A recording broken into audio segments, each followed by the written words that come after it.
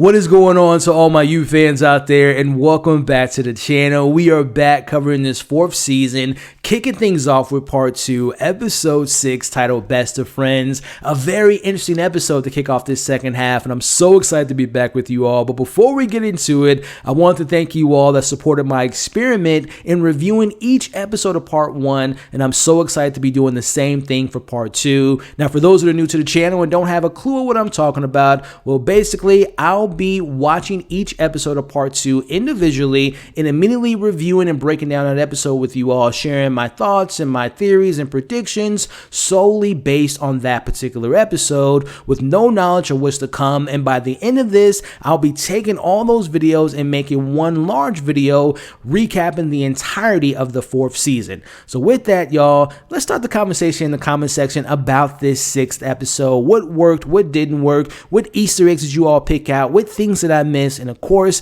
based on this episode, what predictions and theories that you all have. Let's talk about that in the comment section. And of course, if you all appreciated my breakdown, make sure you're hitting that thumbs up as well as sharing this video. So briefly, let's recap my previous theories and predictions that I mentioned in my episode 5 in an explain video. Number 1, I've read the comments that you all left, and I have seen the Reese is being all made up in Jonathan's head, and I'm going to be honest, I am starting to get on board with that idea, especially when you consider the last scene that we'll talk about in this episode, and also considering all the events in part 1.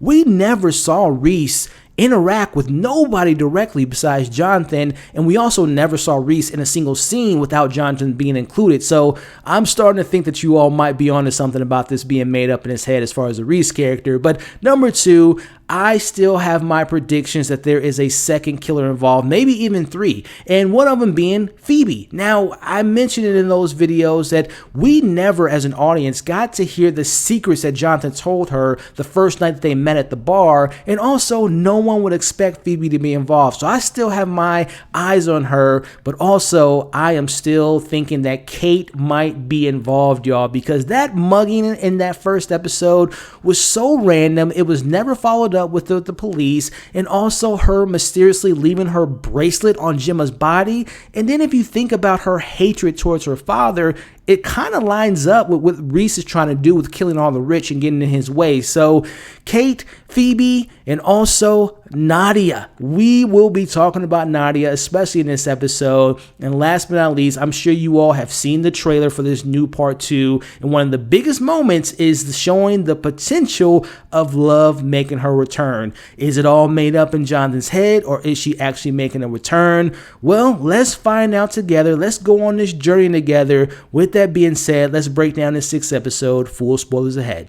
As we see, Jonathan looks in on Reese giving a speech as he continues his campaign as mayor. As we see, Jonathan is determined at taking him down, and he wants to get him alone. Meanwhile, the mysterious woman from part 1 seen taking photographs of Jonathan makes her return. But the question early on for me was, who is this lady? Is she hired by the Quinn family? Is she maybe a journalist who realized since Jonathan joined this group of people and all of a sudden they're dead and she's trying to figure it all out? Well, speaking of figuring it all out, we're going to be talking about this character a little bit later. But back to some type of normalcy, we see that Roll tells Kate that he's going to be taking a family trip for a few months, and he invites her, but she declines because she's going to be hosting this event. So to me, Roll being off the table means that the show is trying to probably give Reese more screen time, or let's continue to think about Roll and what he can be doing. Do you all think he's going to be gone for the entirety of this season, or is there something else going on? Let's talk about that in the comment section. Let's talk about some characters that we're introduced to, and that is a new character by the name of Steve.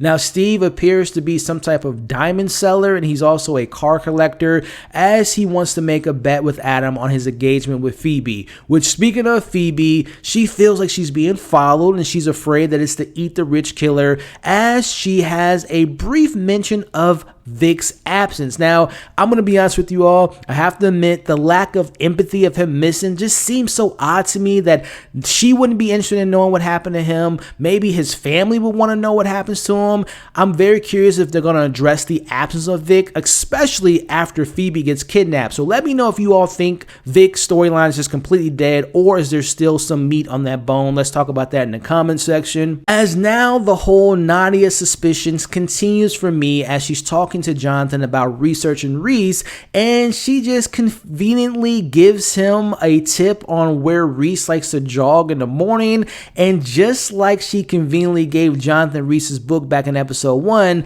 I'm telling y'all, I don't think it's a coincidence that she's always having some type of connections with Reese, and we'll talk about Nadia a little bit later. But Jonathan gets his wish as Reese pays him a visit, and he's looking for a friend, and that's Jonathan. Now Reese goes over his whys for killing as he talks about Malcolm was going to blackmail him for gambling, as we know from the last part. Simon was exploiting women who would have been a bad look for him, and Gemma, she probably just simply would have ruined his image. But Reese lets it slip out. I don't know if you all caught this. He said that he was once married in the past. So my question for you all, who's his ex-wife? And I wonder if Joe's going to look into this and maybe expose him for his past. So that's something we're going to keep an eye out for. And remember, in the future episodes, will we find out who Reese used to be married to? Now we see Reese claims to care for Joe because they have a lot in common, as he gives him a chance to make up for not framing role in the finale of part 1. Joe must find someone to place the blame on, and he has to do it, and if he doesn't, he's going to end up being the fall guy. Now, I got a tip for Joe. I think it'll be smart for him to start carrying a voice recorder or a tape recorder next time he's going to meet with Reese to have some leverage. I think that would be a good idea, right? But our mysterious photographer, we see that she manages to get hired on Kate's staff for this event, as Phoebe spills the beans on her friends, as Joe searches for a way in to find someone to put the blame on, and the person gets brought up, and that is Connie, who appears to be his first option because Connie doesn't have an alibi. So that leads us into meeting another character here by the name of Nico, who is a single man who's immediately flirting with Kate, and he also has some daddy issues, as we see Joe watches this interaction. Going back to Joe, he sets his sight on Connie and they have a meeting, and we see Connie tells him that the police are indeed investigating him, and Connie actually wants help from Joe, and we see Joe starting to kind of feed into his pity party just a little bit, and he's starting to feel a little bit guilty, and this is where he gets the message from Reese that he applies the pressure on Joe, and he tells him that he has 24 hours to get this done, and just to put a little bit more pep in his step, he puts Simon Ear in his own freezer. Man, I'm telling y'all, Reese is 10 steps ahead of Joe at this point. But we head to the event where we see Nadia and Edward are in attendance, and they're all of a sudden dating. Yet again, conveniently, we see Nadia at this party for the rich, and we know Edward comes for money. I have a feeling that she is the second killer. My whole theory that she might be involved. I also think the reason she might be there is because she might be spying on Joe to see if he actually completes his assignment. We see Joe meditating with Connie, who's attending rehab soon. We see Joe tries to plant the ear in his pocket, but he kind of misses that window of opportunity. Meanwhile, our mysterious woman gathers Phoebe and takes her to a safe room by the orders of the police, as we see Nadia tries to take a selfie with Phoebe, but she notices something's off and she warns Joe. We finally get the name of the mysterious woman, and her name is Dawn, as she locks Phoebe in the room and reveals herself as a friend, and she wants to take care of her. And we can tell right off the bat that she's seemingly just a stalker that's obsessed, and she's a big fan of Phoebe. She's got a tattoo on her arm because she seems to think that she's her soul sister. She pulls out a knife, and we see that Phoebe is just straight up frightened, as Dawn knows everything about her. She even goes on to spill the beans about Adam's debt and him being unfaithful to Phoebe. Now, cutting back to Joe, we know that he's a stalker himself. He manages to find the room that she has Phoebe in, as we see Dawn inevitably lets him in, but then Dawn realizes that she knows who he is because she's been taking the photos of him, and she's convinced that he's a con man, as we have this very, very interesting moment with Joe, as Joe has to look in the mirror, and seamlessly he's talking to himself as he's talking to Dawn that she's created this imaginary relationship with Phoebe, and this is all been an illusion created in her head. Kind of tying to you guys' thoughts on Reese here, but as we know, Joe has done this since season 1 with Beck and others, so he's a pretty much an expert at kind of creating these different fantasy relationships. As eventually the police find them, we see that Joe actually managed to put Simon's ear in her bag, and seamlessly mission complete. But we see Nadia is watching all this take place. She seems to be concerned. We cut to the next day, and we see Dawn is now being officially coined as the actual actual killer. And we see this conversation taking place between Nadia as she tells Edward about her suspicions about Jonathan and his connections to always saving Phoebe. So maybe my theory might be off with Nadia, but we'll see where all this comes. But we wrap up this 6th episode with Adam proposing to Phoebe, but she refuses after Dawn gave her all the information about his debt. So she gives him an ultimatum. Adam, I'll come back with you as long as you take care of your finances alone. So we'll see what comes of that relationship this new part. As we cut over to Kate and Nico as they begin to hook up, and she notices that a message comes through on his phone from her own father, and she's easily able to put the pieces together that he actually works for her father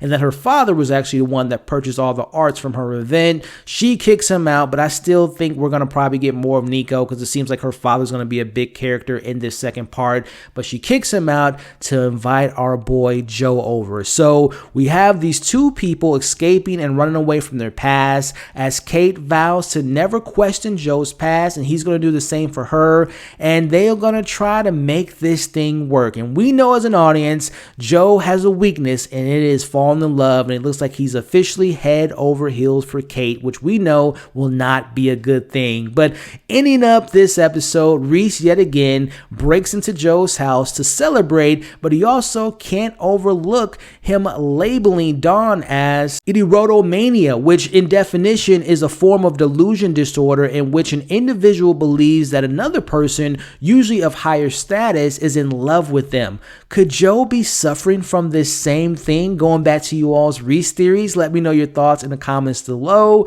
So I think it's very plausible, if I'm being honest with you all. But as he's there, he's talking about what's next for him and his new best friend Joe, and it is the biggest and greatest main event, and that is to take out and kill Kate's father, the devil, together as best friends. So I honestly thought this was a really solid return from the break between the two parts, and I thought it was just such a great idea to use the idea of the title being called The Best Friends, as we can look at the characters like Reese and Dawn forcing this unwanted relationship, and maybe this is what's going to happen, what we see with Dawn, and maybe this episode was foreshadowing that might happen to Reese by the end of the season, or will Reese be a fragment of Joe's imagination? Let me know your thoughts on all that we talked about. It's going to be really interesting to see how Adam will manage to clear his debt without Phoebe's help, as well as Nadia. Will she discover the truth about Joe? Will my theory of her being the second killer be realized as well? And also, what about Mairin? Will she be completely off the table for this new part? Also, this new relationship between Joe and Kate, what happened between them? Will she discover the plan that he's going to be involved in potentially killing her own father? And if so, going back to me thinking Kate might be involved, maybe she'll approve. Maybe she'll be happy with that, because not only will she be in love with Joe, but she'll also be killing her father at the same time. So let me know all your thoughts about this 6th episode. Easter eggs, things I missed, theories, predictions as we continue along with this journey of the second half. I really enjoyed this 6th episode, and I'm so excited to be back with you all. So those are my thoughts. Again, before we wrap this thing up, I appreciate you all. Just a friendly reminder, if you enjoyed the breakdown today, hit the thumbs up, share this video, leave your thoughts in the comments, and of course, subscribe to the channel, hit that notification bell. You all have been awesome. Hope you're staying safe. As you can see on the screen now, check out my review for the next episode. Check out my playlist for the entirety of this 4th season. We'll catch you all on the next breakdown.